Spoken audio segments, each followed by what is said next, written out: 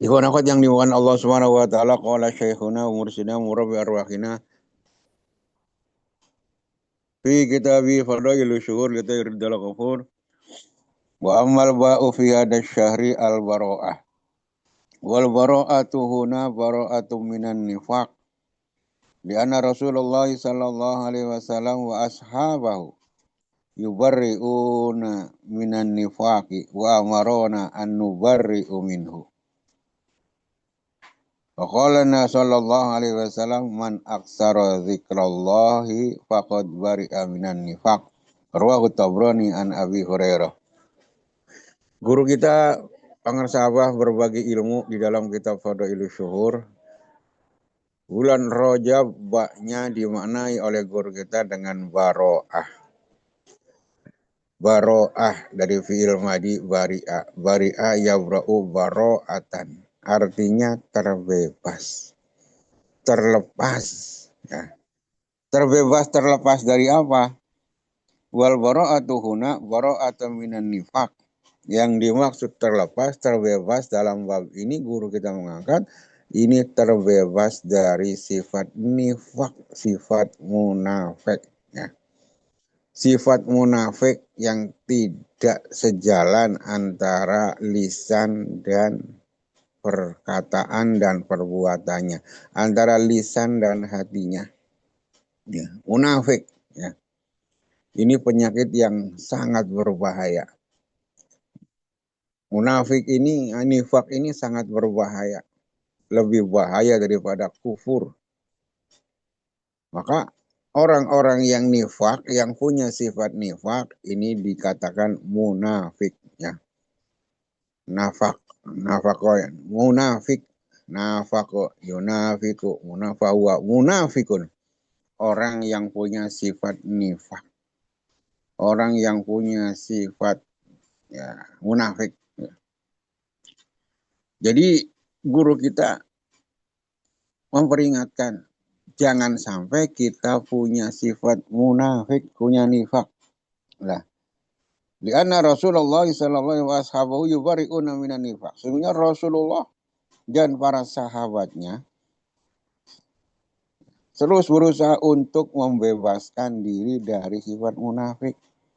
Wa amarona an nubari'u minhu, dan memerintahkan kepada kita semua para umatnya juga supaya terbebas dari sifat nifak. Nah, ini bahaya. Ya. Kalau kita melihat sejarah, dedengkot munafik itu ada di Madinah. Ketika Rasulullah belum hijrah di Mekah, belum ada itu orang munafik.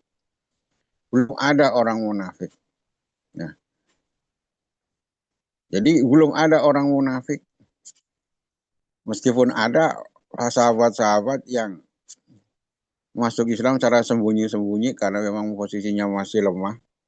Ya, tapi dia tetap iman kepada Allah. Nah, orang munafik ini aslinya nggak iman. Ya. Cuman dia bersandiwara aja, berpura-pura. Siapa yang pertama dedengkot daripada orang munafik? Ini dalam sejarah Islam adalah namanya Abdullah bin Ubay bin Salul. Ini orang Madinah. Orang berpengaruh, dihormati di Madinah. Ya bahkan ya tinggal selangkah lagi dia jadi kepala daerah. Jadi gubernur di Madinah, jadi raja di Madinah, selangkah lagi. Ya. Tetapi sebelum dia dilantik, sebelum dia menang pilkada lah gampangnya, hijrahlah Rasulullah SAW dari Mekah ke Madinah. Ya. Kedatangan Rasulullah ke Madinah disambut luar biasa oleh penduduk Madinah. Sehingga Abdullah bin Ubay ini dia cemburu. Dia kalah pengaruh, pamornya redup ketika kedatangan Rasulullah. Penduduk Madinah menghadap kepada Rasulullah, mencuekin dia. Dia merasa dicuekin, dia merasa disingkirkan, ya. Pengaruhnya meredup setelah kedatangan Rasulullah Shallallahu Alaihi Wasallam. Ini timbul bibit-bibit kedengkian ya secara luar biasa kepada Rasulullah ini gara-gara Muhammad. Tapi dia dihadapkan dengan situasi sulit.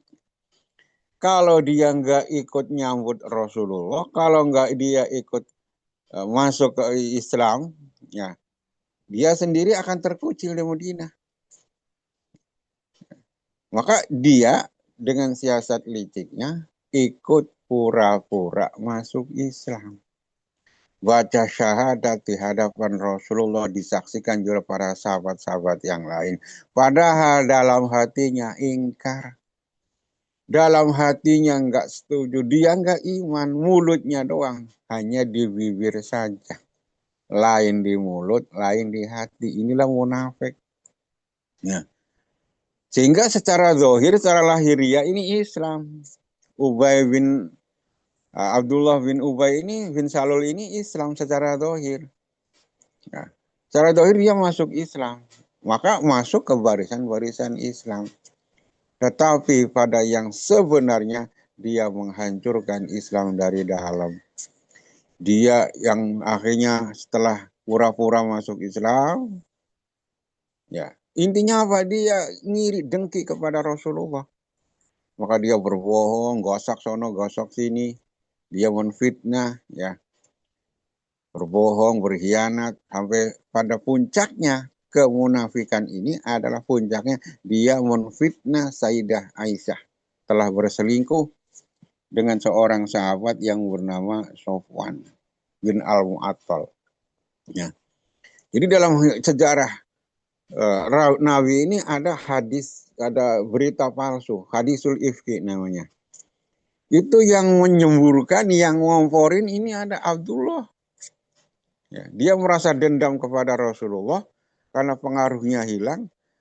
Lah pas ada peristiwa yang ini digoreng oleh Abdullah bin Salul, orang munafik ini. Jadi pada satu saat Rasulullah melakukan satu ekspedisi peperangan, Siti Aisyah juga dibawa. Dalam rombongan pulang, Siti Aisyah yang tadinya ditandu ini, ditandu sama para sahabat, ternyata tanpa ada yang lain tahu, suatu saat Siti Aisyah ini keluar dari tandu, mencari kalungnya yang hilang. Karena mungkin di situ ada barangkali bisa ditemukan, keluar dari tandu, mencari kalungnya yang terjatuh. Nah, tapi para sahabat ini nggak tahu. Dia tetap menggotong tanduk seakan-akan ini seperti masih ada Siti Aisyah, Sayyidah Aisyah di dalamnya. Padahal sudah kosong. Siti Aisyah lagi keluar. Nah, dalam kondisi rombongan sudah berangkat, tertinggal rombongan, Siti Aisyah ini mencari kalung. Nah, lagi mencari kalung, begitu datang ke tempat rombongan, ternyata rombongan udah berangkat. Dan ternyata ada sahabat yang tertinggal namanya Sofwan bin Al-Mu'attal. Maka inilah sahabat yang nolongin Siti Aisyah. Siti Aisyah naik onta, dituntun oleh sahabat Sofwan ini. Tapi sahabat yang lain ini udah berangkat. Nah, lah ini tertangkap kamera, kalau bahasa sekarang, tertangkap kamera ini cuma berdua antara Sofwan dan, nah inilah digoreng oleh orang munafik yang dimotori oleh Abdullah bin Ubay bahwa Siti Aisyah istri Rasulullah berzina, melakukan maksiat dengan Sofwan, dihembuskan kepada umat Islam. Ini kelakuan orang munafik tuh begitu. Ya. Rasulullah sendiri tidak berbuat apa-apa. Pasrah. Ya.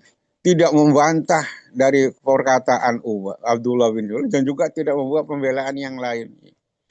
Ya, sahabat-sahabat yang lain bela, nggak mungkin lah Ummul Mukminin kayak gitu. Tapi ternyata ya gitu. Rasulullah SAW hanya nunggu wahyu dari Allah. Akhirnya Rasulullah SAW diturunkan wahyu surat An-Nur ayat 11 sampai 20. Itu menjelaskan bahwa Siti Aisyah bersih, tidak ada perbuatan maksiat yang dilakukan. Baru Rasulullah tenang. Inilah orang-orang munafik begitu. Ya, pura-pura saja, hanya pura-pura bersandiwara, pura-pura masuk Islam, pura-pura beriman, padahal ini tidak beriman. Ya, tidak Islam. Hati-hati orang-orang begini nih. Allah sangat tidak suka dengan orang munafik. Sampai divonis keraknya neraka itu orang munafik. Innal munafik darkil asfal minan nar. Ya, di keraknya neraka. Neraka yang paling. Karena pada hakikatnya orang munafik ini orang kafir. Bukan orang Islam. Pada hakikatnya orang kafir ya. Ya. Orang fasik, orang kafir. Secara hakikatnya. Ya, mungkin secara lahir dia Islam, KTP-nya Islam. Di zaman itu bisa menghindari pajak. Kan zaman Rasulullah yang Islam tidak bayar pajak, yang Yahudi, Nasrani, orang semuanya bayar pajak. Nah ini untuk menghindari bayar pajak ini zaman dulu banyak orang-orang yang pura-pura masuk Islam. Tujuannya apa? Tujuannya biar nggak ditarik pajak. Demi keuntungan duniawi. Nah, padahal aslinya dia itu orang kafir aslinya. Ikhwan akhwat yang dimakan Allah Subhanahu wa taala. Ini bahayanya orang punya sifat nifak.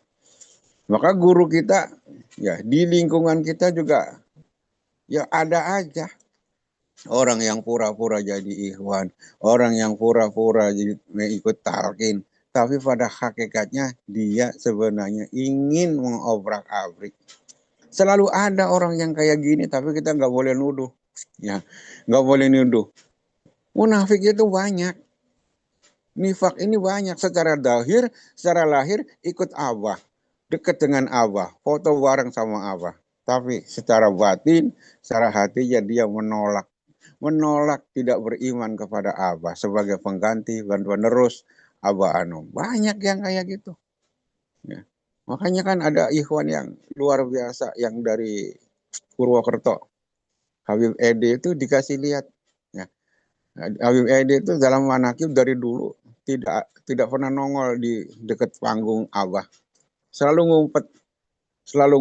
Dulu waktu ada pos di pos dia manakibnya. Posnya digusur, ganti di Kiswah sana. Kenapa? Karena Habib Edi suka dikasih lihat. Ya, dikasih lihat ada orang secara dohir dekat Abah, duduk di samping Abah, ada di sekitar Abah, tapi cahayanya hitam. Ada cahaya tapi cahayanya hitam. Yang normal cahaya itu warnanya putih. Ini ada orang di dekat Abah secara dohir, tapi dia ada, tapi cahayanya hitam. Ketika ada, kenapa itu Ed? Itu orang yang hanya di lahirnya saja dekat dengan Abah. Hanya secara dohir kesorot kamera saja, dia ada di samping Abah. Tapi hakikatnya orang itu tidak percaya kepada Abah. Ini luar biasa. Ya. Sehingga cahayanya itu. Ya. Ternyata dari zaman Rasulullah juga sudah ada secara dohir dekat dengan Rasulullah. Ya, bergaul dengan Rasulullah tapi hatinya busuk, hatinya nifak. Nah, dan inilah yang sedang diusahakan oleh guru kita. Rasulullah secara dohir memang biasa. Dengan Abdullah ibnu Salul itu biasa, secara dohir bergaul. Bahkan ketika Abdullah Ubay bin Salul meninggal duluan, ini anaknya Abdullah datang kepada Rasulullah minta bajunya Rasulullah untuk menjadi kafan dari Abdullah bin Salul. Dikasih sama Rasulullah. Bahkan Rasulullah diminta mensolati Abdullah bin Ubay. Rasulullah juga mau mensolati. Ya. Meskipun Rasulullah pada riwayat dikasih pilihan oleh Allah, silakan mau nyolati silakan, mau enggak silakan. Tapi Rasulullah mau mensolati. Sampai para sahabat itu banyak yang protes, terutama Umar. Kenapa ya Rasulullah? Dia itu orang yang begini. Ya, Rasulullah hanya tersenyum. Biarin, saya ikut nyolatin aja. Ya, tapi setelahnya Rasulullah nyolatin, turun ayat wala tusolli ala ahadin minhum mata abada wala taqum ala qabrihi innahum kafiruna billahi wa rasulih wa matu wa hum fasikun dalam surat At-Taubah 84. Jadi setelah Rasulullah mensolati Abdullah bin Ubay, turun ayat At-Taubah ini. Intinya apa? Wala tusolli ala ahadin minhum. Jangan kamu mensolati Muhammad, jangan kamu solati itu salah satu di antara orang-orang munafik. Ya. Jangan berdiri di atas kuburannya, jangan doain dia. Innahum kafiruna billah, sesungguhnya hakikatnya dia orang kafir, kufur kepada Allah, kafir kepada Rasulnya, wa matu wa hum fasikun. Mereka mati dalam keadaan fasik. Dilarang. Ya, dilarang. Ikhwan akhwat yang dimakan Allah Subhanahu wa taala, maka guru kita ngasih solusi. Bagaimana caranya supaya terbebas dari munafik? Zikir. Zikir yang banyak. Ya, zikir yang banyak. Sabda Rasulullah, man aksara zikrullah faqad bari'a minhu. Siapa yang banyak zikir, terbebas dari munafik. Banyak zikir itu bukan secara hitungan angka, tapi banyak zikir adalah zikir yang di dalam hati, yang ditanam dalam hati, zikir khafi. Dan kita semua, alhamdulillah, sudah mendapatkannya dari guru mursyid kita. Alhamdulillah, fadlan kasih min ibadihil mu'minin. Wallahu alam. Assalamualaikum warahmatullahi wabarakatuh.